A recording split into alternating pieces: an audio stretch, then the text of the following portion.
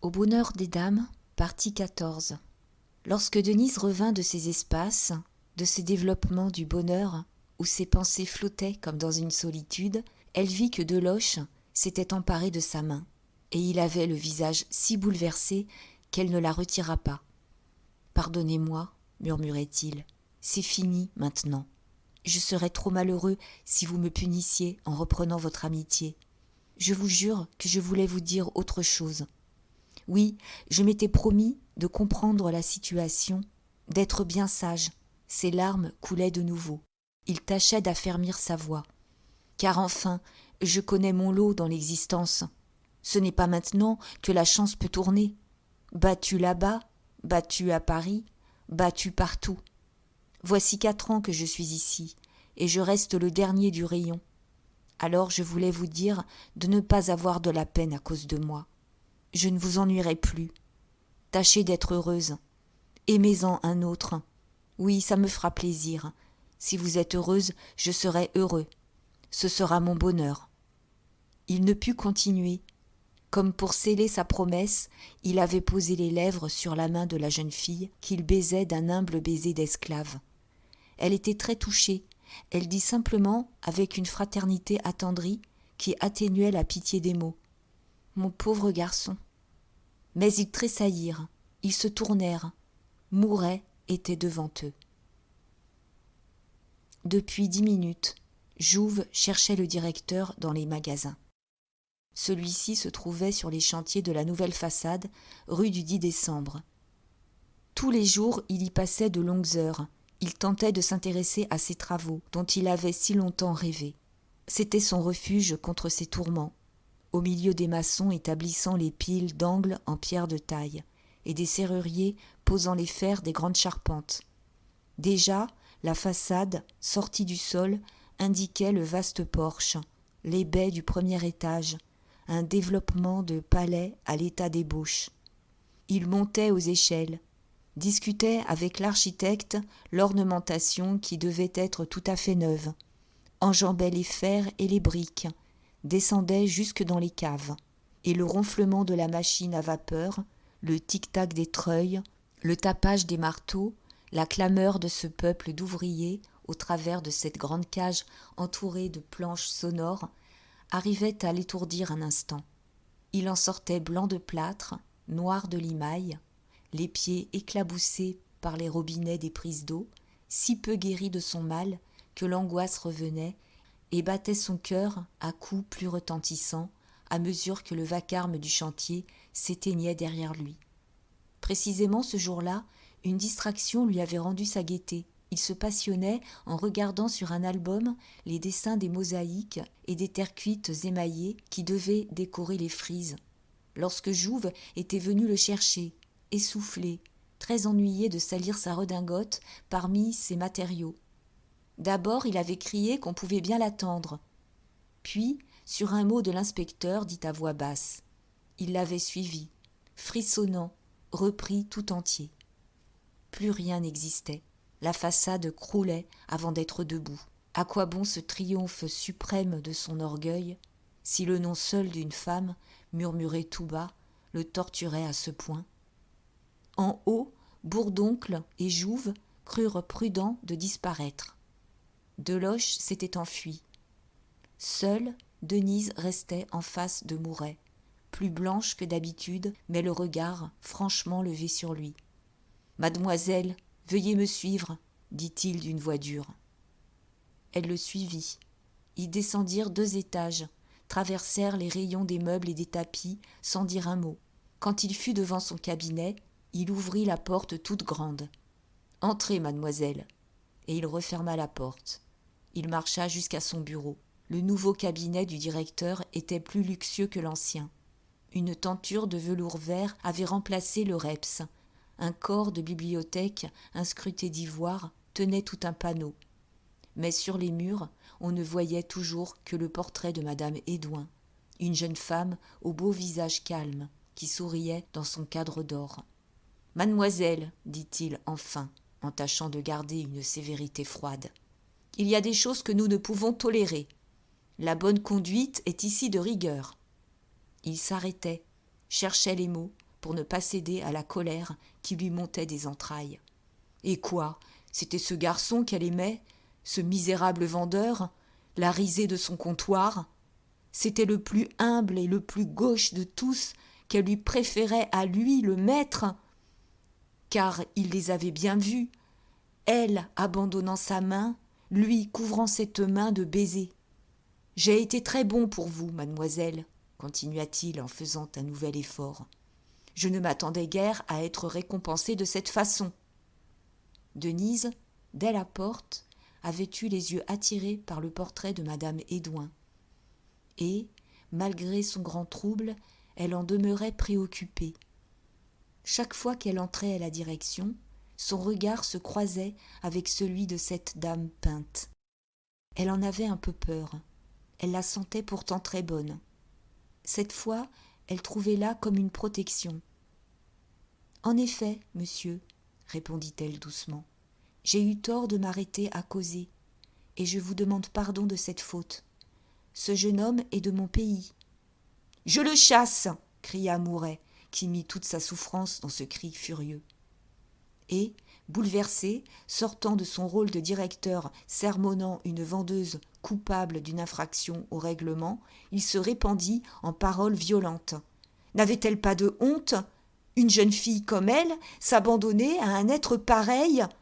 Et il en vint à des accusations atroces. Il lui reprocha hutin, d'autres encore, dans un tel flot de paroles qu'elle ne pouvait même se défendre. Mais il allait faire maison nette.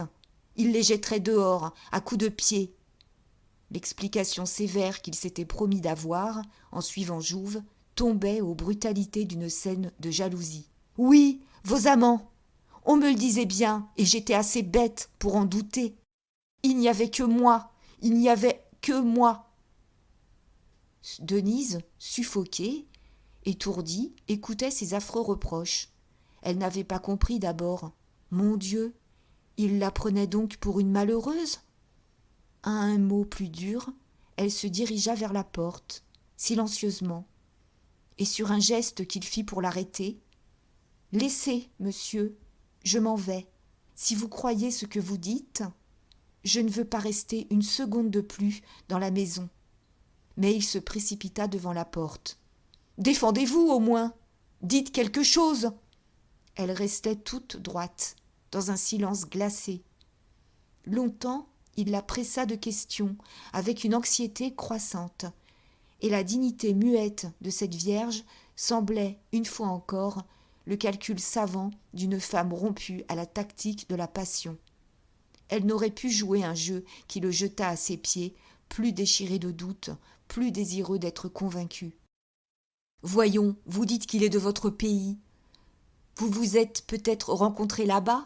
Jurez-moi qu'il ne s'est rien passé entre vous. » Alors, comme elle s'entêtait dans son silence et qu'elle voulait toujours ouvrir la porte et s'en aller, il acheva de perdre la tête. Il eut une explosion suprême de douleur. « Mon Dieu, je vous aime, je vous aime. Pourquoi prenez-vous plaisir à me martyriser ainsi? Vous voyez bien que plus rien n'existe, que les gens dont je vous parle ne me touchent que par vous, que c'est vous seul maintenant qui importez dans le monde. Je vous ai cru jalouse et j'ai sacrifié mes plaisirs. On vous a dit que j'avais des maîtresses. Eh bien, je n'en ai plus. C'est à peine si je sors. Ne vous ai-je pas préféré chez cette dame? N'ai-je pas rompu pour être à vous seul? J'attends encore un remerciement, un peu de gratitude. Et si vous craignez que je retourne chez elle, vous pouvez être tranquille. Elle se venge en aidant un de nos anciens commis à fonder une maison rivale. Dites, faut-il que je me mette à genoux pour toucher votre cœur? » Il en était là. Lui, qui ne tolérait pas une peccadille à ses vendeuses, qui les jetait sur le pavé au moindre caprice, se trouvait réduit à supplier une d'elles de ne pas partir, de ne pas l'abandonner dans sa misère. Il défendait la porte contre elle. Il était prêt à lui pardonner, à s'aveugler si elle daignait mentir. Et il disait vrai. Le dégoût lui venait des filles ramassées dans les coulisses des petits théâtres et dans les restaurants de nuit. Il ne voyait plus Clara. Il n'avait pas remis les pieds chez madame Desforges, où Boutemont régnait maintenant en attendant l'ouverture des nouveaux magasins, les 4 saisons, qui emplissaient déjà les journaux de réclame. « Dites, dois-je me mettre à genoux ?» répéta-t-il, la gorge étranglée de larmes contenues. Elle l'arrêta de la main, ne pouvant plus elle-même cacher son trouble, profondément remuée par cette passion souffrante. « Vous avez tort de vous faire de la peine, monsieur, » répondit-elle enfin. « Je vous jure que ces vilaines histoires sont des mensonges. Ce pauvre garçon de tout à l'heure est aussi peu coupable que moi. » Et elle avait sa belle franchise, ses yeux clairs qui regardaient droit devant elle. « C'est bien, je vous crois, » murmura-t-il. « Je ne renverrai aucun de vos camarades, puisque vous prenez tout ce monde sous votre protection. Mais alors, pourquoi me repoussez-vous, si vous n'aimez personne ?» Une gêne soudaine, une pudeur inquiète s'empara de la jeune fille. « Vous aimez quelqu'un, n'est-ce pas ?» reprit-il d'une voix tremblante. « Oh, vous pouvez le dire. Je n'ai aucun droit sur vos tendresses. Vous aimez quelqu'un. » Elle devenait très rouge. Son cœur était sur ses lèvres, et elle sentait le mensonge impossible avec cette émotion qui la trahissait, cette répugnance à mentir qui mettait quand même la vérité sur son visage. « Oui, » finit-elle par avouer faiblement. « Je vous en prie, monsieur, laissez-moi. Vous me faites du chagrin. » À son tour, elle souffrait. N'était-ce point assez déjà d'avoir à se défendre contre lui ? Aurait-elle encore à se défendre contre elle, contre les souffles de tendresse qui lui ôtaient par moments tout courage ? Quand il lui parlait ainsi, quand elle le voyait si ému, si bouleversé, elle ne savait plus pourquoi elle se refusait, et elle ne retrouvait qu'ensuite, au fond même de sa nature de fille bien portante, la fierté et la raison qui la tenaient debout dans son obstination de vierge. C'était par un instinct du bonheur qu'elle s'entêtait, pour satisfaire son besoin d'une vie tranquille, et non pour obéir à l'idée de la vertu. Elle serait tombée aux bras de cet homme, la chair prise, le cœur séduit, si elle n'avait éprouvé une révolte, presque une répulsion, devant le don définitif de son être, jeté à l'inconnu du lendemain. L'amant lui faisait peur, cette peur folle qui blêmit la femme à l'approche du mal. Cependant, Mouret avait eu un geste de morne découragement. Il ne comprenait pas. Il retourna vers son bureau, où il feuilleta des papiers qu'il reposa tout de suite, en disant « Je ne vous retiens plus, mademoiselle. Je ne puis vous garder malgré vous. »« Mais je ne demande pas à m'en aller, » répondit-elle en souriant. « Si vous me croyez honnête, je reste. On doit toujours croire les femmes honnêtes, monsieur. Il y en a beaucoup qui le sont, je vous assure. » Les yeux de Denise, involontairement, s'étaient levés sur le portrait de madame Hédouin, de cette dame si belle et si sage, dont le sang, disait-on, portait bonheur à la maison. Mouret suivit le regard de la jeune fille, en tressaillant, car il avait cru entendre sa femme morte prononcer la phrase, une phrase à elle, qu'il reconnaissait. Et c'était comme une résurrection. Il retrouvait chez Denise le bon sens, le juste équilibre de celle qu'il avait perdue, jusqu'à la voix douce, avare de paroles inutiles. Il en resta frappé, plus triste encore. « Vous savez que je vous appartiens, » murmura-t-il pour conclure. « Faites de moi ce qu'il vous plaira. » Alors elle reprit avec gaieté. « C'est cela, monsieur. La vie d'une femme, si humble qu'elle soit, est toujours utile à écouter quand elle a un peu d'intelligence. Je ne ferai de vous qu'un brave homme. Allez, si vous vous remettez entre mes mains. » Elle plaisantait de son air simple, qui avait tant de charme. Il eut à son tour un faible sourire. Il la reconduisit jusqu'à la porte comme une dame. Le lendemain, Denise était nommée première. La direction avait dédoublé le rayon des robes et costumes en créant spécialement en sa faveur un rayon de costumes pour enfants qui fut installé près du comptoir des confections. Depuis le renvoi de son fils, madame Aurélie tremblait, car elle sentait ces messieurs devenir froids, et elle voyait de jour en jour grandir la puissance de la jeune fille. N'allait-on pas la sacrifier à cette dernière, en profitant d'un prétexte quelconque ? Son masque d'empereur soufflé de graisse semblait avoir maigri de la honte qui entachait maintenant la dynastie des Lhomme. Et elle affectait de s'en aller chaque soir au bras de son mari, rapprochés tous deux par l'infortune, comprenant que le mal venait de la débandade de leur intérieur, tandis que le pauvre homme, plus affecté qu'elle, dans la peur maladive qu'on ne le soupçonnât lui-même de vol, comptait 2 fois les recettes, bruyamment, en faisant avec son mauvais bras de véritables miracles. Aussi, lorsqu'elle vit Denise passer première au costume pour enfants, éprouva-t-elle une joie si vive qu'elle afficha à l'égard de celle-ci les sentiments les plus affectueux. C'était bien beau de ne pas lui avoir pris sa place. Et elle la comblait d'amitié, la traitait désormais en égale, allait causer souvent avec elle, dans le rayon voisin, d'un air d'apparat, comme une reine-mère rendant visite à une jeune reine. Du reste, Denise était maintenant au sommet. Sa nomination de première avait abattu autour d'elle les dernières résistances. Si l'on clabaudait toujours, par cette démangeaison de langue qui ravage toute réunion d'hommes et de femmes, on s'inclinait très bas, jusqu'à terre. Marguerite, passée seconde aux confections, se répandait en éloges. Clara elle-même travaillait d'un sourd respect en face de cette fortune dont elle était incapable, avait plié la tête. Mais la victoire de Denise était plus complète encore sur ces messieurs, sur Jouve qui ne lui parlait à présent que courbé en deux, sur Hutin, pris d'inquiétude en sentant craquer sa situation, sur Bourdoncle, enfin réduit à l'impuissance. Quand ce dernier l'avait vue sortir du cabinet de la direction, souriante, de son air tranquille, et que le lendemain le directeur avait exigé du conseil la création du nouveau comptoir, il s'était incliné, vaincu sous la terreur sacrée de la femme.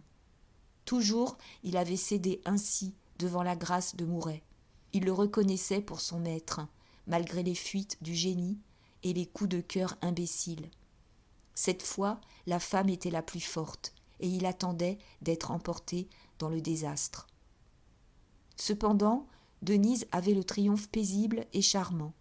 Elle était touchée de ces marques de considération. Elle voulait y voir une sympathie pour la misère de ses débuts et le succès final de son long courage.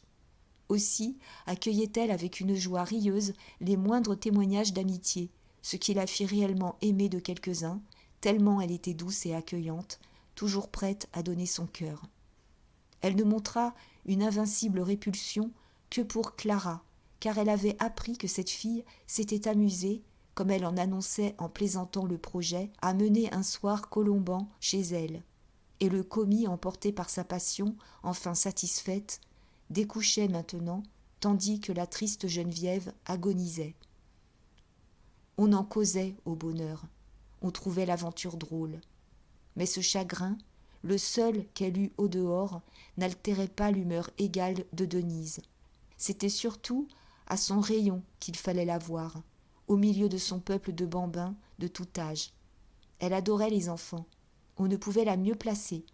Parfois, on comptait là une 50aine de fillettes, autant de garçons, tout un pensionnat turbulent, lâché dans les désirs de la coquetterie naissante.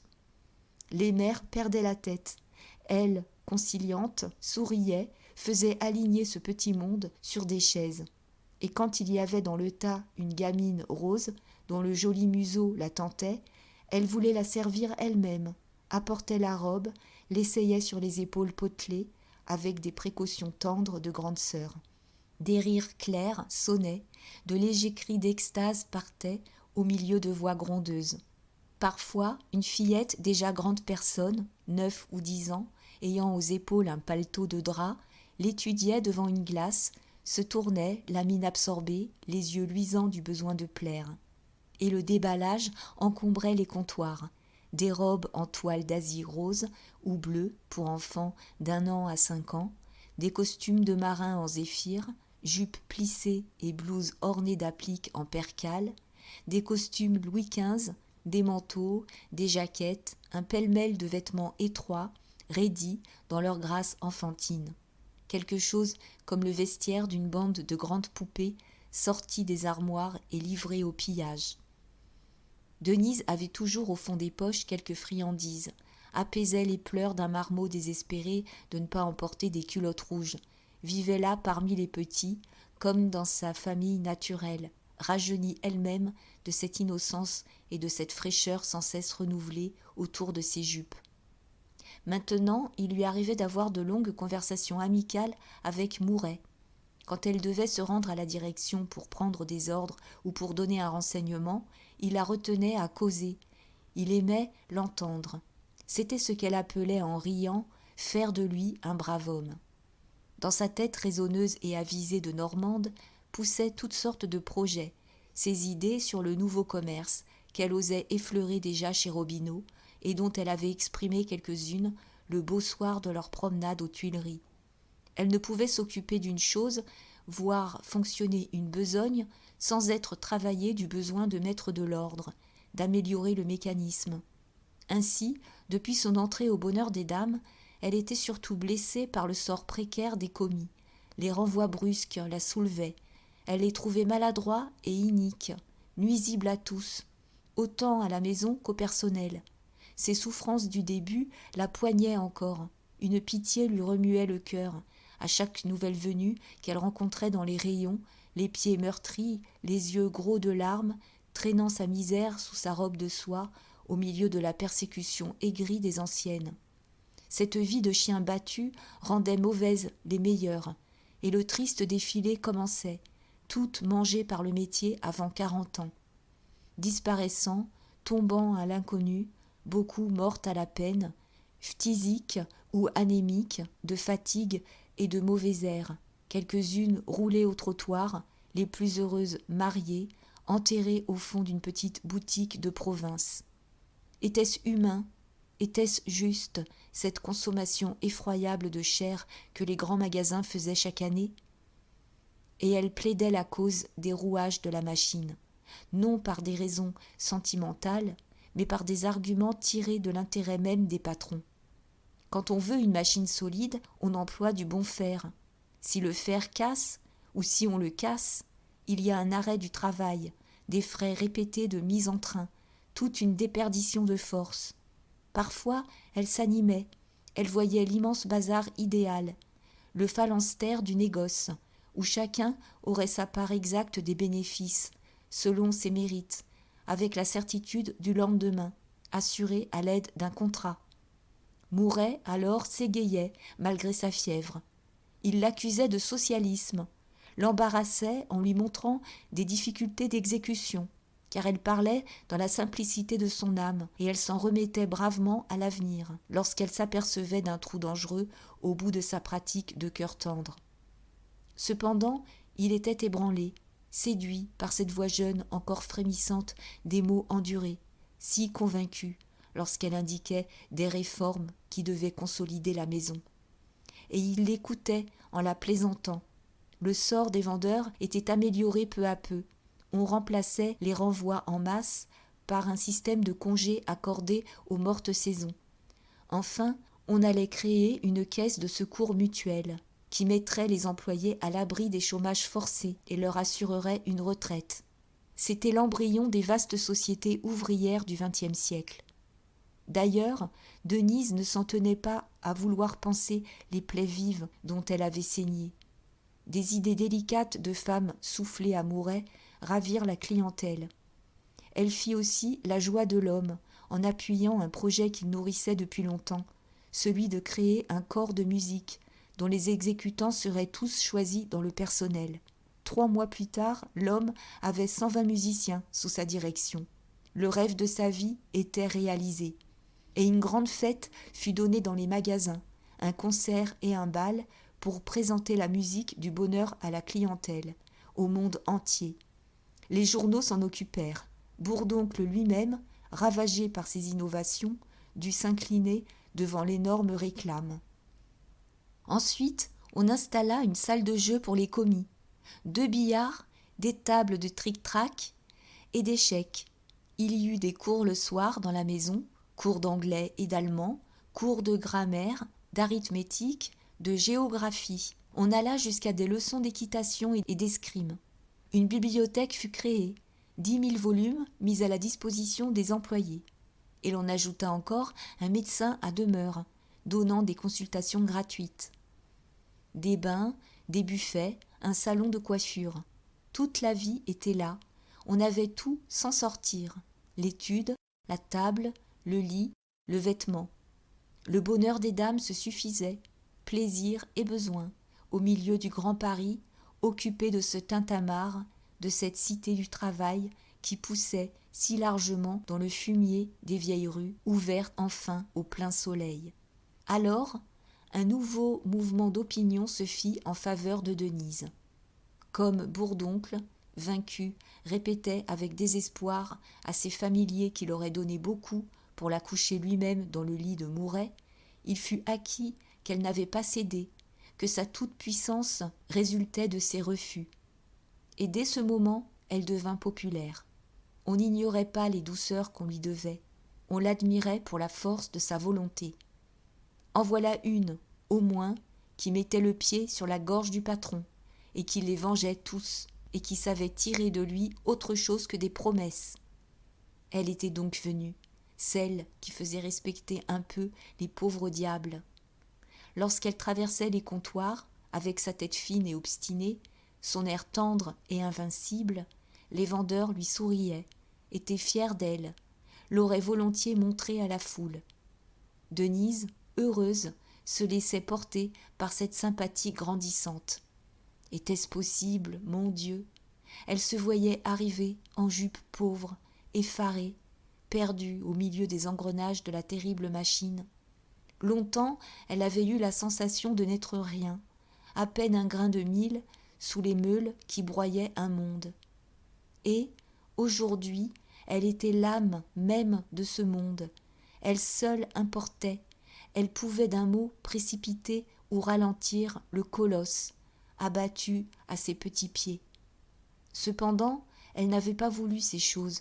Elle s'était simplement présentée, sans calcul, avec l'unique charme de la douceur. Sa souveraineté lui causait parfois une surprise inquiète. Qu'avaient-ils donc tous à lui obéir? Elle n'était point jolie, elle ne faisait pas le mal. Puis elle souriait, le cœur apaisé, n'ayant en elle que de la bonté et de la raison, un amour de la vérité et de la logique qui était toute sa force. Une des grandes joies de Denise, dans sa faveur, fut de pouvoir être utile à Pauline. Celle-ci était enceinte, et elle tremblait, car 2 vendeuses, en 15 jours, avaient dû partir au 7e mois de leur grossesse. La direction ne tolérait pas ces accidents-là. La maternité était supprimée comme encombrante et indécente. À la rigueur, on permettait le mariage, mais on défendait les enfants. Pauline, sans doute, avait un mari dans la maison. Elle se méfiait pourtant. Elle n'en était pas moins impossible au comptoir. Et afin de retarder un renvoi probable, elle se serrait à étouffer, résolue de cacher ça tant qu'elle pourrait. Une des 2 vendeuses congédiées venait justement d'accoucher d'un enfant mort, pour s'être torturée ainsi la taille. On désespérait de la sauver elle-même. Cependant, Bourdoncle regardait le teint de Pauline se plomber, tandis qu'il lui trouvait une raideur pénible dans la démarche. Un matin, il était près d'elle au trousseau quand un garçon de magasin qui enlevait un paquet la heurta d'un tel coup qu'elle porta les 2 mains à son ventre en poussant un cri. Tout de suite, il l'emmena, la confessa, soumit au conseil la question de son renvoi, sous le prétexte qu'elle avait besoin du bon air de la campagne. L'histoire du coup allait se répandre. L'effet serait désastreux sur le public si elle faisait une fausse couche, comme il y en avait eu déjà une aux Layettes l'année précédente. Mouret, qui n'assistait pas à ce conseil, ne put donner son avis que le soir. Mais Denise avait eu le temps d'intervenir, et il ferma la bouche de Bourdoncle au nom des intérêts mêmes de la maison. On voulait donc ameuter les mères, froisser les jeunes accouchés de la clientèle? Pompeusement, il fut décidé que toute vendeuse mariée qui deviendrait enceinte serait mise chez une sage-femme spéciale dès que sa présence au comptoir blesserait les bonnes mœurs.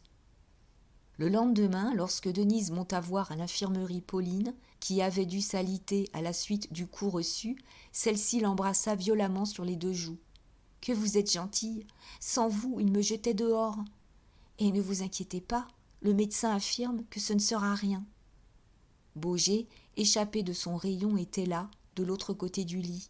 Il balbutiait aussi des remerciements, troublé devant Denise, qu'il traitait maintenant en personne arrivée et d'une classe supérieure. Ah, s'il entendait encore des saletés sur son compte, c'était lui qui fermerait le bec des jaloux. Mais Pauline le renvoya en haussant amicalement les épaules. « Mon pauvre chéri, tu ne dis que des bêtises. Tiens, laisse-nous causer. » L'infirmerie était une longue pièce claire où 12 lits s'alignaient avec leurs rideaux blancs. On y soignait les commis logés dans la maison lorsqu'ils ne témoignaient pas le désir de rejoindre leur famille. Mais ce jour-là, Pauline, seule, s'y trouvait couchée, près d'une des grandes fenêtres qui ouvraient sur la rue Neuve-Saint-Augustin. Et les confidences, les paroles tendres et chuchotées, vinrent tout de suite au milieu de ces linges candides, dans cet air assoupi, parfumé d'une vague odeur de lavande. « Il fait donc quand même ce que vous voulez ? Comme vous êtes dur de lui causer tant de peine. Voyons, expliquez-moi ça, puisque j'ose aborder ce sujet. Vous le détestez ?» Elle avait gardé la main de Denise, assise près du lit, accoudée au traversin. Et cette dernière, gagnée par une soudaine émotion, les joues envahies de rougeur, eut une faiblesse à cette question directe et inattendue. Son secret lui échappa. Elle cacha la tête dans l'oreiller en murmurant « Je l'aime ». Pauline restait stupéfaite. « Comment ? Vous l'aimez ? Mais c'est bien simple. Dites oui. » Denise, le visage toujours caché, répondait non, d'un branle énergique de la tête. Et elle disait non, justement parce qu'elle l'aimait, sans expliquer cela. Certainement, c'était ridicule, mais elle sentait ainsi. Elle ne pouvait se refaire.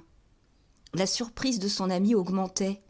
Elle demanda enfin : « Alors tout ça, c'est pour en arriver à ce qu'il vous épouse ?»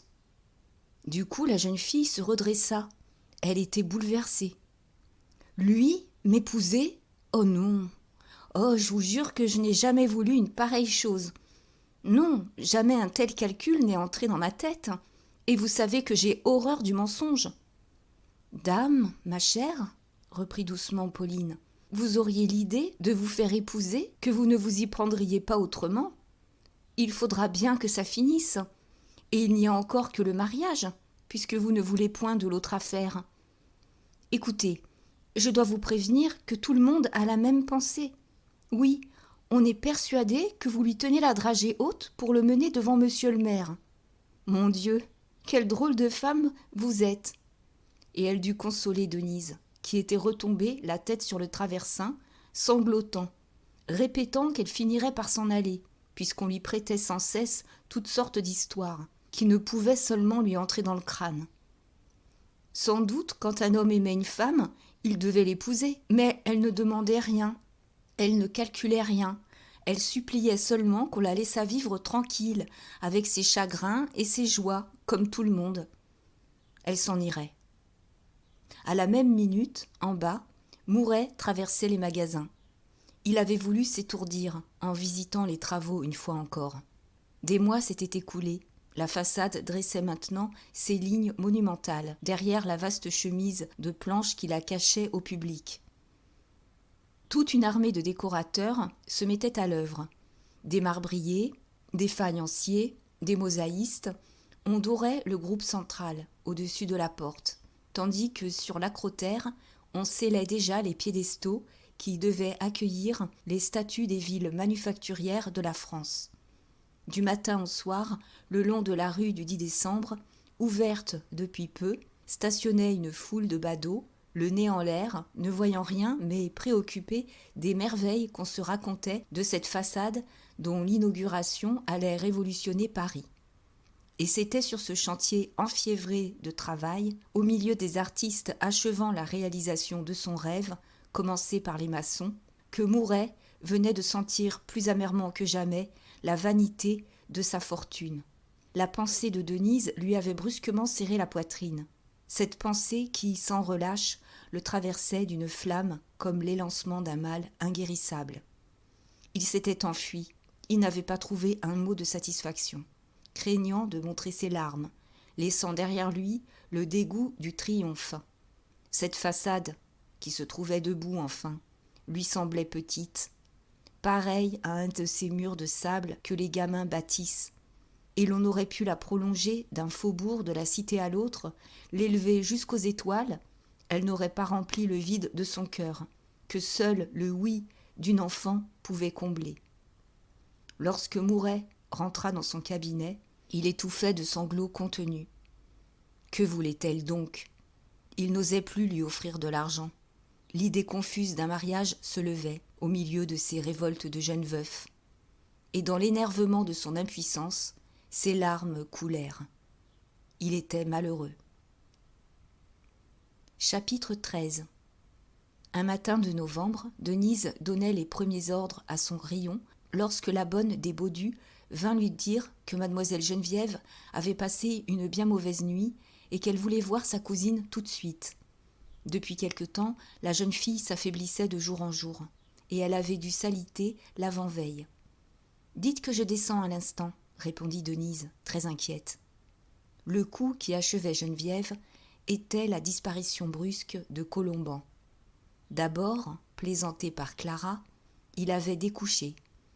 Puis, cédant à la folie de désir des garçons sournois et chastes, devenu le chien obéissant de cette fille, il n'était pas rentré lundi. Il avait simplement écrit à son patron une lettre d'adieu, faite avec des phrases soignées d'hommes qui se suicident. Peut-être, au fond de ce coup de passion, aurait-on trouvé aussi le calcul rusé d'un garçon ravi de renoncer à un mariage désastreux. La maison de draperie se portait aussi mal que sa future. L'heure était bonne de rompre, par une sottise. Et tout le monde le citait comme une victime fatale de l'amour. Lorsque Denise arriva au Vieil Elbeuf, Madame Baudu s'y trouvait seule. Elle était immobile derrière la caisse, avec sa petite figure blanche, mangée d'anémie, gardant le silence et le vide de la boutique. Il n'y avait plus de commis. La bonne donnait un coup de plumeau au casier. Et encore était-il question de la remplacer par une femme de ménage. Un froid noir tombait du plafond. Des heures se passaient sans qu'une cliente vînt déranger cette ombre, et les marchandises qu'on ne remuait pas étaient de plus en plus gagnées par le salpêtre des murs. « Qu'y a-t-il » demanda vivement Denise. « Est-ce que Geneviève est en danger ?» Madame Baudu ne répondit pas tout de suite. Ses yeux s'emplirent de larmes. Puis elle balbutia. « Je n'en sais rien. Je ne sais rien. On ne me dit rien. Ah, c'est fini, c'est fini !» Et ses regards noyés faisaient le tour de la boutique sombre, comme si elle eût senti sa fille et la maison partir ensemble.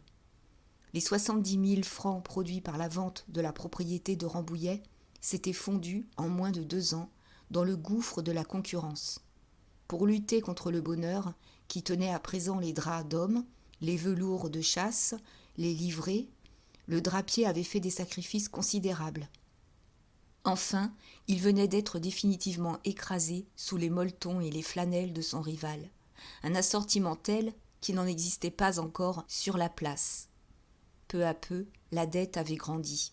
Il s'était décidé, comme ressource suprême, à hypothéquer l'antique immeuble de la rue de la Michaudière, où le vieux Finet, l'ancêtre, avait fondé la maison.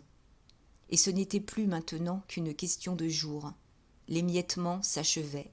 Les plafonds eux-mêmes devaient s'écrouler et s'envoler en poussière, ainsi qu'une construction barbare et vermoulue emportée par le vent. « Le père est là-haut, » reprit Madame Baudu de sa voix brisée. « Nous y passons 2 heures chacun. Il faut bien que quelqu'un garde ici. Oh, seulement par précaution, car en vérité... » Son geste acheva la phrase. Ils auraient mis les volets, sans leur vieil orgueil commercial, qui les tenait encore debout devant le quartier. « Alors je monte, ma tante, » dit Denise, dont le cœur se serrait, dans ce désespoir résigné que les pièces de drap exhalaient elles-mêmes. « Oui, monte, monte vite, ma fille. Elle t'attend. Elle t'a demandé toute la nuit.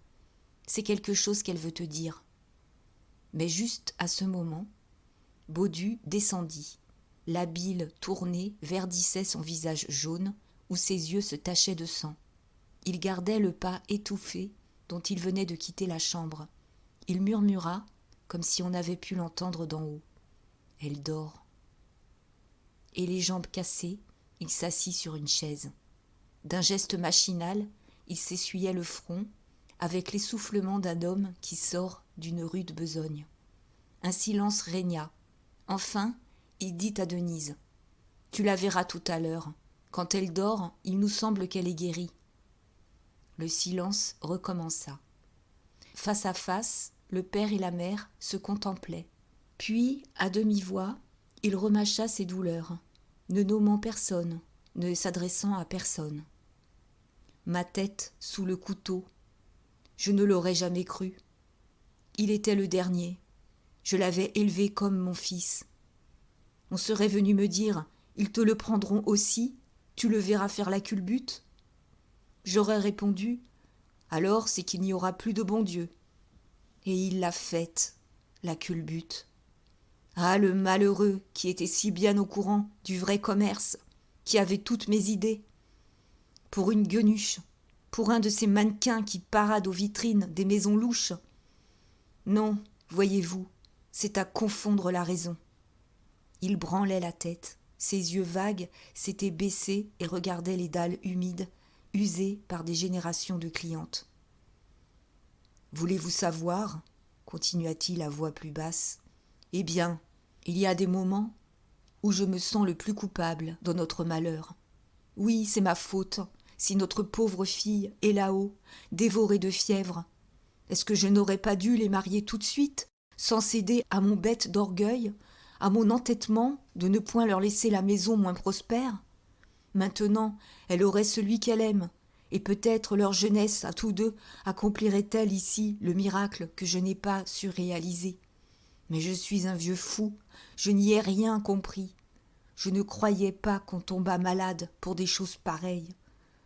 Vrai que ce garçon était extraordinaire, un don de la vente, et une probité, une simplicité de mœurs, un ordre en toutes sortes.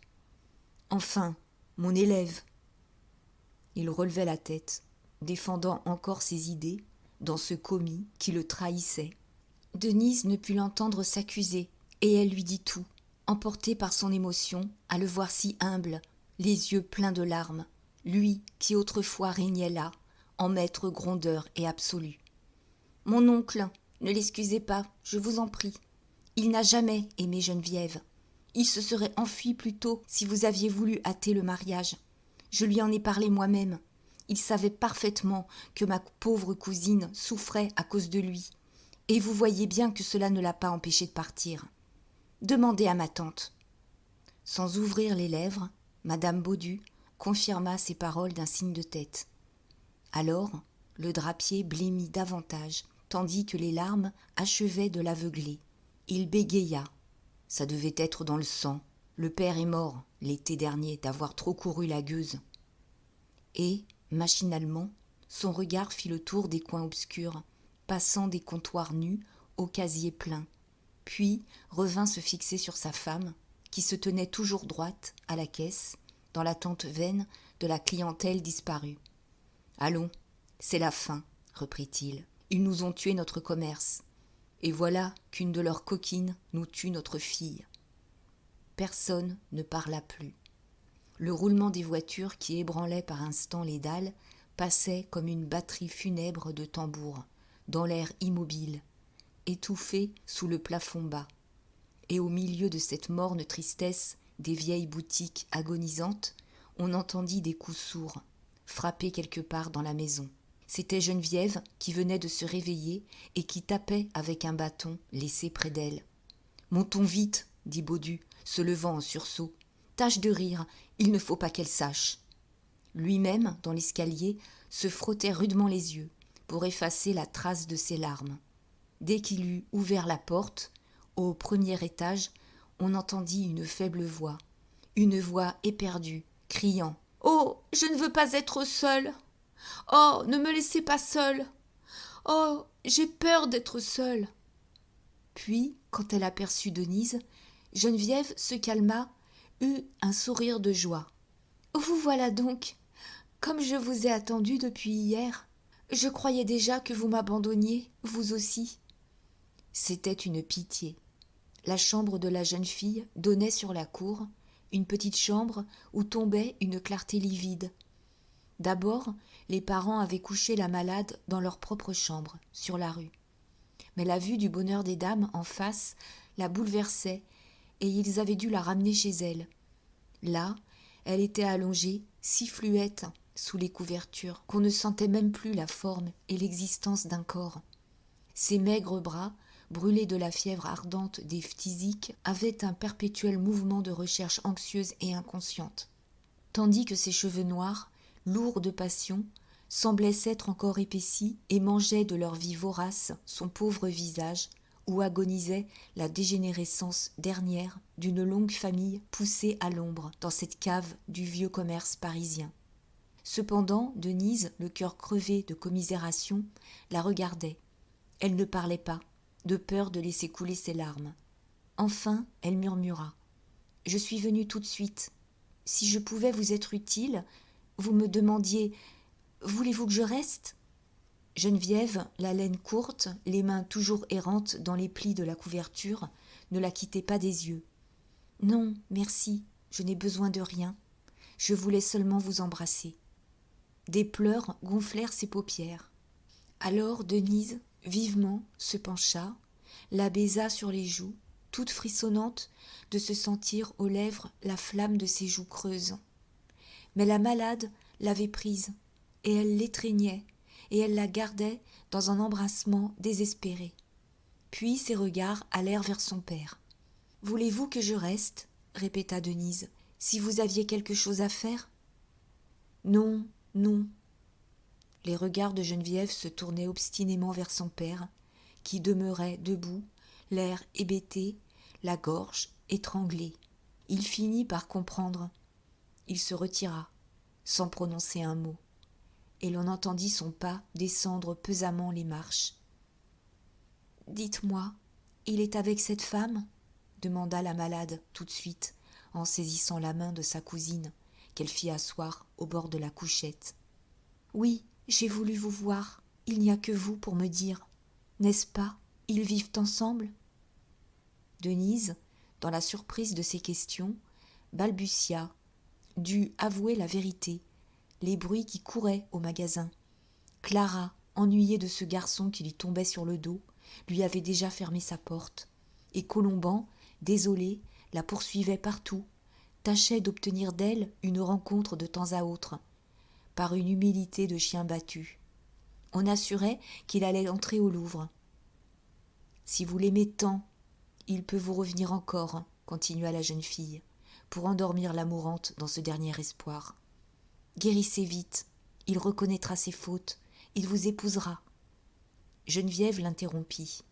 Elle avait écouté de tout son être, avec une passion muette qui la redressait. Mais elle retomba aussitôt. « Non, laissez. Je sais bien que c'est fini. Je ne dis rien parce que j'entends papa pleurer et que je ne veux pas rendre maman plus malade.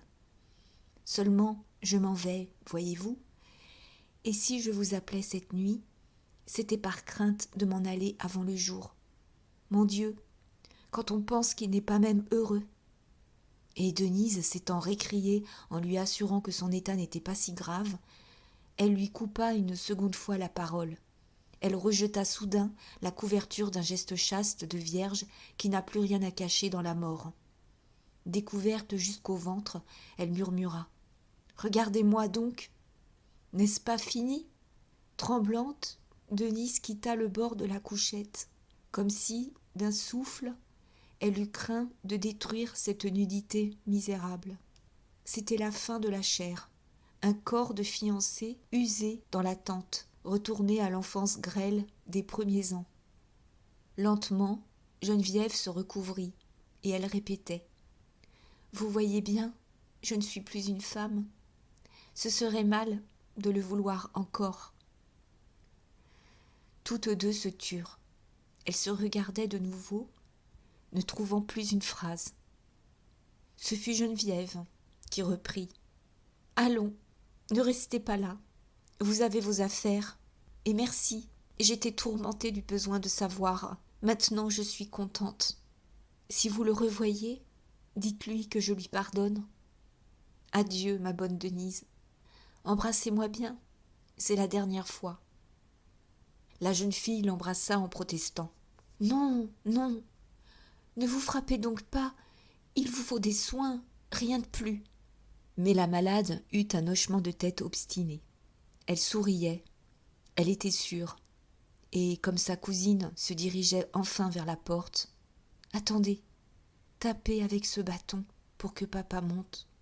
J'ai trop peur toute seule. » Puis, quand Baudu fut là, dans cette petite chambre morne, où il passait les heures sur une chaise, elle prit un air de gaieté, elle cria à Denise « Ne venez pas demain, c'est inutile, mais dimanche, je vous attends, vous resterez l'après-midi avec moi. » Le lendemain, à 6 heures, au petit jour, Geneviève expirait, après 4 heures d'un râle affreux. Ce fut un samedi que tomba l'enterrement, par un temps noir, un ciel de suie qui pesait sur la ville frissonnante. Le vieil Elbeuf, tendu de drap blanc, éclairait la rue d'une tache blanche, et les cierges, brûlant dans le jour bas, semblaient des étoiles noyées de crépuscule. Des couronnes de perles, un gros bouquet de roses blanches, couvraient le cercueil, un cercueil étroit de fillettes, posé sur l'allée obscure de la maison, au ras du trottoir, si près du ruisseau, que les voitures avaient déjà éclaboussé les draperies. Tout le vieux quartier suait l'humidité, exhalait son odeur moisie de cave, avec sa continuelle bousculade de passants sur le pavé boueux. Dès 9 heures, Denise était venue, pour rester auprès de sa tante. Mais, comme le convoi allait partir, celle-ci, qui ne pleurait plus, les yeux brûlés de larmes, la pria de suivre le corps et de veiller sur l'oncle, dont l'accablement muet, la douleur imbécile, inquiétait la famille. En bas, la jeune fille trouva la rue pleine de monde. Le petit commerce du quartier voulait donner au Baudu un témoignage de sympathie, et il y avait aussi, dans cet empressement, comme une manifestation contre le bonheur des dames, que l'on accusait de la lente agonie de Geneviève. Toutes les victimes du monstre étaient là. Bédoré et sœurs, les bonnetiers de la rue Gaillon, les fourreurs Vampouille frères et Deslignières, le bimbelotier, Épiau et Rivoire, les marchands de meubles, même mademoiselle Tatin, la lingère, et le gantier Quinette, balayé depuis longtemps par la faillite, s'étaient fait un devoir de venir, l'une des Batignolles, l'autre de la Bastille, où ils avaient dû reprendre du travail chez les autres. En attendant le corbillard qu'une erreur attardait, ce monde vêtu de noir, piétinant dans la boue, levait des regards de haine sur le bonheur, dont les vitrines claires, les étalages éclatants de gaieté, leur semblaient une insulte, en face du vieil Elbeuf qui attristait de son deuil l'autre côté de la rue. Quelques têtes de commis curieux se montraient derrière les glaces. Mais le colosse gardait son indifférence de machine lancée à toute vapeur, inconsciente des morts qu'elle peut faire en chemin. Denise cherchait des yeux son frère Jean. Elle finit par l'apercevoir devant la boutique de Bourras, où elle le rejoignit pour lui recommander de marcher près de l'oncle et de le soutenir s'il avait de la peine à marcher. Depuis quelques semaines, Jean était grave, comme tourmenté d'une préoccupation. Ce jour-là, serré dans une redingote noire, l'homme fait, à 7 heures, et gagnant des journées de 20 francs, il semblait si digne et si triste que sa sœur en fut frappée, car elle ne le soupçonnait pas d'aimer à ce point leur cousine. Désireuse d'éviter à Pépé des tristesses inutiles, elle l'avait laissé chez madame Gras, en se promettant d'aller l'y chercher l'après-midi pour lui faire embrasser son oncle et sa tante. Cependant, le corbillard n'arrivait toujours pas, et Denise, très émue, regardait brûler les cierges, lorsqu'elle tressaillit au son connu d'une voix qui parlait derrière elle. C'était Bourras. Il avait appelé d'un signe un marchand de marrons installé en face, dans une étroite guérite, prise sur la boutique d'un marchand de vin. Et il lui disait « Hein, Vigourou, rendez-moi ce service. Vous voyez, je retire le bouton. Si quelqu'un venait, vous diriez de repasser. Mais que ça ne vous dérange pas, il ne viendra personne. » Puis il resta debout, au bord du trottoir, attendant comme les autres. Denise, gênée, avait jeté un coup d'œil sur la boutique. Maintenant, il l'abandonnait. On ne voyait plus, à l'étalage, qu'une débandade pitoyable de parapluies mangés par l'air et de cannes noires de gaz. Les embellissements qu'il y avait faits, les peintures vert tendre, les glaces, l'enseigne dorée, tout craquait, se salissait déjà, offrait cette décrépitude rapide et lamentable du faux luxe, badigeonné sur des ruines. Pourtant, si les anciennes crevasses reparaissaient, si les taches d'humidité avaient repoussé sous les dorures, la maison tenait toujours, entêtée, collée au flanc du bonheur des dames, comme une verrue déshonorante, qui, bien que gercée et pourrie, refusait d'en tomber. « Ah, les misérables !» gronda Bourras. « Ils ne veulent même pas qu'on l'emporte. » Le corbillard, qui arrivait enfin, venait d'être accroché par une voiture du bonheur, dont les panneaux vernis filaient, jetant dans la brume leur rayonnement d'astre au trot rapide de 2 chevaux superbes. Et le vieux marchand lançait vers Denise un coup d'œil oblique, allumé sous la broussaille de ses sourcils. Lentement, le convoi s'ébranla, pataugeant au milieu des flaques, dans le silence des fiacres et des omnibus brusquement arrêtés. Lorsque le corps drapé de blanc traversa la place Gaillon, les regards sombres du cortège plongèrent une fois encore derrière les glaces du grand magasin, où seules 2 vendeuses accourues regardaient, heureuses de cette distraction. Baudu suivait le corbillard d'un pas lourd et machinal, et il avait refusé d'un signe le bras de Jean qui marchait près de lui. Puis, après la queue du monde, venaient 3 voitures de deuil. Comme on coupait la rue Neuve des Petits Champs, Robineau accourut se joindre au cortège, très pâle, l'air vieilli. À Saint-Roch, beaucoup de femmes attendaient, les petites commerçantes du quartier qui avaient redouté l'encombrement de la maison mortuaire. La manifestation tournait à l'émeute. Et, lorsque, après le service, le convoi se remit en marche, tous les hommes suivirent de nouveau, bien qu'il y eût une longue course, de la rue Saint-Honoré au cimetière Montmartre. On dut remonter la rue Saint-Roch et passer une seconde fois devant le bonheur des dames. C'était une obsession. Ce pauvre corps de jeune fille était promené autour du grand magasin, comme la première victime tombée sous les balles en temps de révolution. À la porte, des flanelles rouges claquaient au vent ainsi que des drapeaux. Un étalage de tapis éclatait en une floraison saignante d'énormes roses et de pivoines épanouies. Denise, cependant, était montée dans une voiture, agitée de doutes si cuisants, la poitrine serrée d'une telle tristesse qu'elle n'avait plus la force de marcher. Il y eut, justement, un arrêt, rue du 10 décembre, devant les échafaudages de la nouvelle façade, qui gênaient toujours la circulation. Et la jeune fille remarqua le vieux Bourras, resté en arrière, traînant la jambe, dans les roues mêmes de la voiture où elle se trouvait seule. Jamais il n'arriverait au cimetière. Il avait levé la tête, il la regardait. Puis il monta. « Ce sont mes sacrés genoux, murmurait-il. Ne vous reculez donc pas. Est-ce que c'est vous qu'on déteste ?» Elle le sentit amical et furieux, comme autrefois. Il grondait, déclarait ce diable de Baudu joliment solide pour aller quand même, après de tels coups sur le crâne. Le convoi avait repris sa marche lente, et en se penchant, elle voyait, en effet, l'oncle s'entêter derrière le corbillard, de son pas alourdi qui semblait régler le train sourd et pénible du cortège. Alors, elle s'abandonna dans son coin. Elle écouta les paroles sans fin du vieux marchand de parapluies, au long bercement mélancolique de la voiture. Si la police ne devrait pas débarrasser la voie publique. Il y a plus de 18 mois qu'ils nous encombrent avec leur façade où un homme s'est encore tué l'autre jour. N'importe. Lorsqu'ils voudront s'agrandir désormais, il leur faudra jeter des ponts par-dessus les rues. On dit que vous êtes 2700 employés et que le chiffre d'affaires atteindra 100 millions cette année. 100 millions! Mon Dieu! 100 millions! Denise n'avait rien à répondre. Le convoi venait de s'engager dans la rue de la chaussée d'Antin, où des embarras de voitures l'attardaient. Bourras continua, les yeux vagues, comme s'il eût maintenant rêvé tout haut. Il ne comprenait toujours pas le triomphe du bonheur des dames, mais il avouait la défaite de l'ancien commerce. Ce pauvre Robineau est fichu. Il a une figure d'homme qui se noie. Et les baies dorées, et les vampouilles, ça ne tient plus debout. C'est comme moi, les jambes cassées.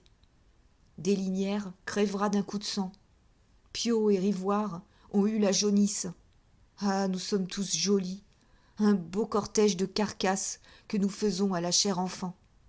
Ça doit être drôle pour les gens qui regardent défiler cette queue de faillite. D'ailleurs, il paraît que le nettoyage va continuer. Les coquins créent des rayons de fleurs, de mode, de parfumerie, de cordonnerie, que sais-je encore. Grognet, le parfumeur de la rue de Gramont, peut déménager, et je ne donnerai pas 10 francs de la cordonnerie No, rue d'Antin. Le choléra souffle jusqu'à la rue Sainte-Anne, où la Cassagne, qui tient les plumes et les fleurs, et madame Chadeuil, dont les chapeaux sont pourtant connus, seront balayés avant 2 ans. Après cela, d'autres, et toujours d'autres, tous les commerces du quartier y passeront. Quand des calicots se mettent à vendre des savons et des galoches, ils peuvent bien avoir l'ambition de vendre des pommes de terre frites. Ma parole, la terre se détraque. Le corbillard traversait alors la place de la Trinité, et, du coin de la sombre voiture où Denise écoutait la plainte continue du vieux marchand, bercée au train funèbre du convoi, elle put voir, en débouchant de la rue de la chaussée d'Antin, le corps qui montait déjà la pente de la rue Blanche. Derrière l'oncle, à la marche aveugle et muette de bœufs assommés, il lui semblait entendre le piétinement d'un troupeau conduit à l'abattoir. Toute la déconfiture des boutiques d'un quartier, le petit commerce traînant sa ruine, avec un bruit mouillé de savates, dans la boue noire de Paris.